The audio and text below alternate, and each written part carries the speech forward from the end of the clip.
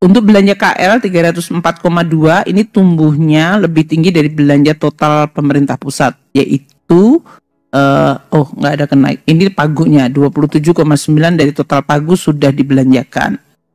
Sedangkan belanja non KL 287,6 triliun itu artinya 20,9% dari pagu anggaran belanja non KL.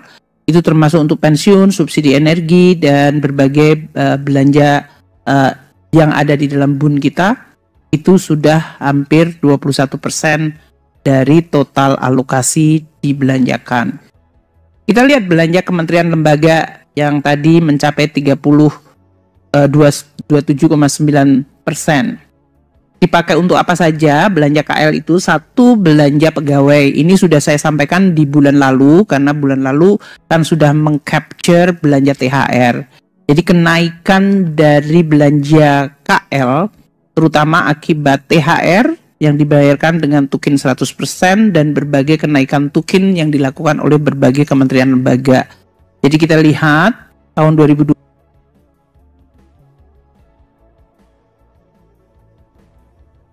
2 triliun rupiah untuk berbagai belanja pegawai, tukin, gaji, dan tunjangan hari raya. Ini naik tajam 19,5% dibandingkan tahun sebelumnya. Dari sisi belanja barang yang mencapai 109,7, ini biasanya untuk berbagai kegiatan kementerian lembaga termasuk berbagai operasi dari sekolah maupun puskesmas. Kita lihat KPU dalam hal ini belanjanya 19,8 triliun karena memang dilakukan pemilu pada bulan Februari. Ini untuk berbagai belanja honorarium, pengawas ad hoc, pemungutan suara, dan belanja logistik yang lain. Kemenhan 11,3 triliun ini terutama untuk pengelolaan barang-barang milik Kemenhan. Itu pemeliharaan, perawatan dari berbagai alutsista dan untuk belanja operasional non-alutsista, serta karena Kemenhan juga punya banyak rumah sakit untuk pelayanan kesehatan. Untuk Polri 9,5 triliun ini juga di dalam rangka kemarin operasi menjelang pemilu, dukungan logistis, pembekalan umum, pelayanan keamanan di bidang lantas lalu lintas. Kementerian Agama 7,9 untuk pembayaran BOS karena sekolah-sekolah di bawah Kementerian Agama itu adalah centralized, dikelola oleh Kementerian Agama. Beda dengan Kementerian Dikbud di mana sekolah-sekolah negeri itu di bawah pemerintah daerah. Maka kita lihat Kemenengah 7,9 triliun untuk biaya operasi dari sekolah-sekolah yang ada di bawah Kementerian Agama. Kemudian PUPR 7,3 untuk berbagai pemeliharaan preservasi jalan dan berbagai infrastruktur yang ada di bawah kementerian termasuk bangunan dan gedung. Untuk belanja modal sampai dengan akhir April terjadi kenaikan mencapai 42,8 triliun. Ini juga naik 19,2% dibandingkan tahun lalu yang 35,9. Terutama untuk jalan irigasi dan jaringan ini dari Kementerian PUPR dan kemudian Perhubungan, perkereta apian itu sudah dibelanjakan 13,9. Untuk peralatan mesin dan berbagai alutsista ada di Kemenhan, Polri, dan bahkan Kejaksaan itu 21,8 triliun. Sedangkan belanja modal dalam bentuk proyek bangunan dilakukan untuk rumah sakit yang dibangun oleh Kementerian Kesehatan, rumah susun ASN TNI Polri yang dibangun oleh PUPR, terutama ini yang untuk di IKN, dan juga Kementerian Perhubungan untuk berbagai belanja membangun terminal. Untuk belanja bansos sampai dengan April 55,5 triliun. Kalau dilihat dibandingkan tahun 2023 sebetulnya malah justru mengalami penurunan 2,9%. Untuk Kementerian Sosial, program-program yang reguler seperti PKH untuk 10 juta kelompok penerima dan kartu sembako tetap dilakukan sesuai dengan program Kemensos. Kemenkes 15,4 triliun ini besar karena untuk mengcover PBI dari Jaminan Kesehatan Nasional bagi 96,7 peserta yang tidak mampu. 1,7 untuk bantuan pelajar yaitu Indonesia Pintar 7,9 juta siswa, dan untuk mahasiswa KIP kuliah 735.000 mahasiswa. Kementerian Agama 1,6 triliun untuk bantuan pelajar yang tidak mampu 1,5 juta, dan KIP 42,9 ribu mahasiswa mendapatkan program beasiswa KIP kuliah. Untuk BNPB ada 64,6 miliar untuk tanggap darurat bencana. Belanja non-KL yang besar kita lihat di sini. Pertama, pensiun. Kalau kita lihat ini pensiun mengalami kenaikan cukup tajam. Dari tahun lalu 58,1 triliun untuk Januari April sekarang mencapai 68 triliun karena satu, kenaikan dari pensiun sebesar 12% dan untuk THR pensiun juga dibayarkan penuh. Ini yang menimbulkan kenaikan dari belanja dari pensiun mencapai 17% dan nominalnya 68 triliun rupiah. Untuk subsidi kita mengalami sedikit penurunan dari 62 triliun ke 51,8 atau turun 16,5, nggak sedikit, cukup tajam. Tapi ini tentu nanti akan kita lihat perkembangan dari, kalau subsidi itu berarti konsumsinya, volumenya, dan kemudian kurs dan harga minyak. Sampai dengan April, jadi berarti ini 1 kuartal per 1, itu untuk BBM ada realisasi 4,3 juta kiloliter, mengalami penurunan sedikit. Tapi untuk LPG mencapai 2 juta metrik ton, itu kenaikan 0,8. Listrik mengalami kenaikan, pelanggannya mencapai 40,3 juta pelanggan, naik dari tahun lalu yang 39,2 juta. Untuk KUR juga terjadi kenaikan yang tinggi karena tahun lalu memang agak lamban dengan adanya perubahan policy, sehingga sekarang sudah normal dan pada Januari April sudah disalurkan 90,5 triliun rupiah. Itu naik 68,7% dari tahun lalu yang 53,6 triliun. Jumlah debitur KUR juga menaik. Dari tahun lalu di bawah 1 juta yaitu 900.000, sekarang 1,6 juta. Jadi ini bagus bahwa operasi APBN mengenai dan memberikan manfaat kepada masyarakat sangat luas. Dari tadi pensiunan, kemudian KUR, UMKM, LPG 3 kilo, dan listrik serta dari BBM. Bismillahirrahmanirrahim. Assalamualaikum warahmatullahi wabarakatuh. Selamat siang. Salam sejahtera bagi kita sekalian. Shalom, salve, om swastiastu. Namo buddhaya, salam kebajikan. Yang saya hormati Saudara Wakil Presiden, Saudara Gibran Raka Buming Raka, saudara-saudara para menteri koordinator, para menteri, para kepala badan, ketua Dewan Ekonomi Nasional, Jaksa Agung, Kepala BIN, Kapolri, Panglima TNI, seluruh anggota Kabinet Merah Putih yang saya hormati dan saya banggakan. Tentunya sebagai insan yang bertakwa, marilah kita tidak henti-hentinya memanjatkan puji syukur kehadirat Tuhan yang Maha Besar, Tuhan Maha Kuasa, bagi umat Islam Allah Subhanahu wa taala atas segala karunia kesehatan, kedamaian yang masih diberikan kepada kita dan bangsa kita. Saudara-saudara, saya kumpulkan saudara-saudara melaksanakan sidang Kabinet Paripurna yang ke-8 dalam pemerintahan kita. Ini menjelang 10 bulan pertama pemerintahan yang kita lakukan atas mandat dari rakyat Indonesia.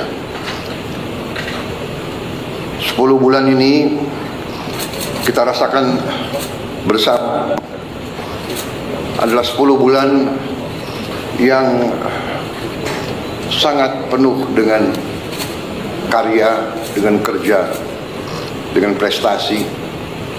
Saya sebagai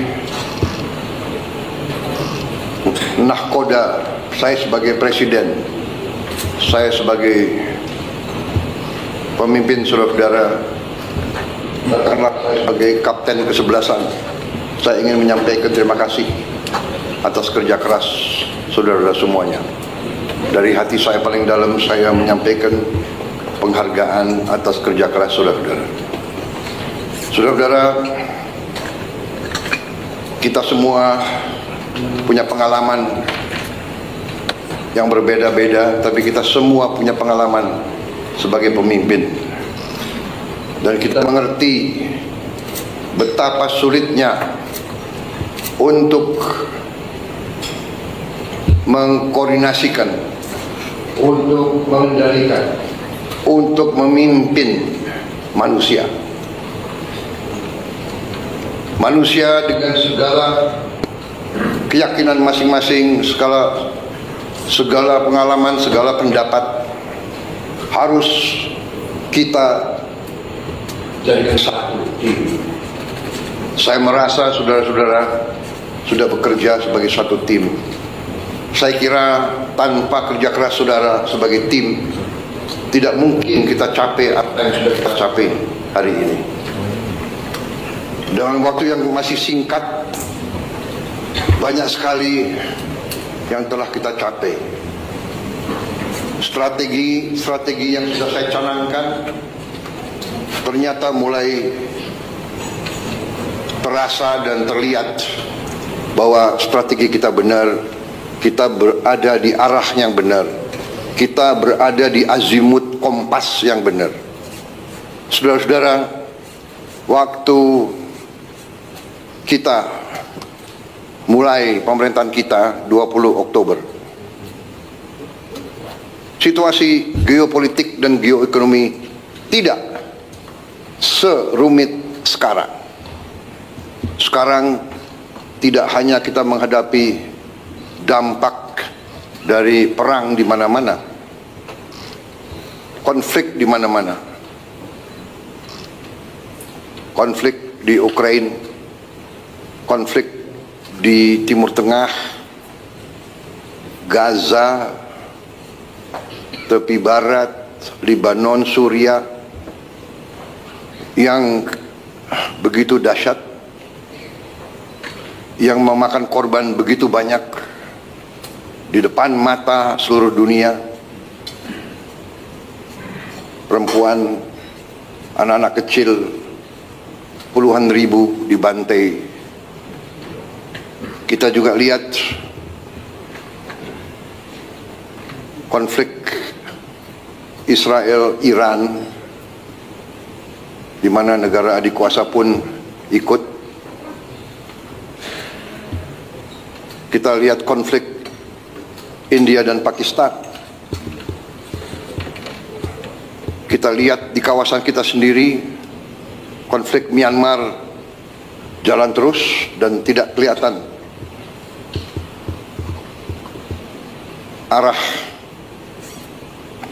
untuk menyelesaikan secara damai. Walaupun kita akan dukung ASEAN terus untuk berperan mencari solusi damai di tetangga kita. Belum lagi kita lihat sekarang muncul lagi konflik bersenjata antara sesama anggota ASEAN, Kamboja dan Thailand. Belum lagi kita hadapi kondisi geoekonomi dunia, ketidakpastian yang ditimbulkan oleh tarif yang dipasang oleh Amerika Serikat. Kita menghadapinya dengan tenang. Saya terima kasih dengan tim ekonomi kita. Saya terima kasih saudara-saudara bekerja dengan tim sebagai tim yang baik. Menteri Koordinator Perekonomian dengan timnya, dibantu oleh Menteri Keuangan, Menteri Perindustrian, Menteri Perdagangan, dengan Ketua Dewan Ekonomi Nasional, dengan timnya juga, Menteri Investasi, semua melaksanakan. Menteri Luar Negeri dengan diplomasinya, kita bergerak sebagai satu tim. Kita negosiasi, kita berunding, kita tidak emosional, kita tidak terpancing. Kita mengerti bahwa kita punya kepentingan yang besar. Tugas pemerintah Indonesia adalah melindungi rakyat Indonesia, melindungi pekerja-pekerja kita dan keluarga mereka. Untuk itu, kita telah mencapai suatu titik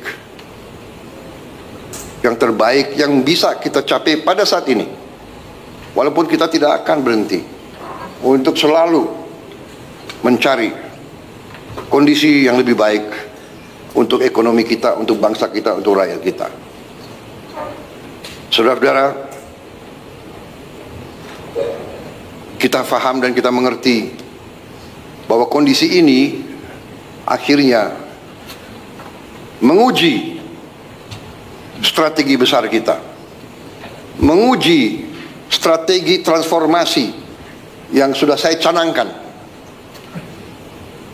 di awal, bahkan sebelum saya dilantik sebagai presiden.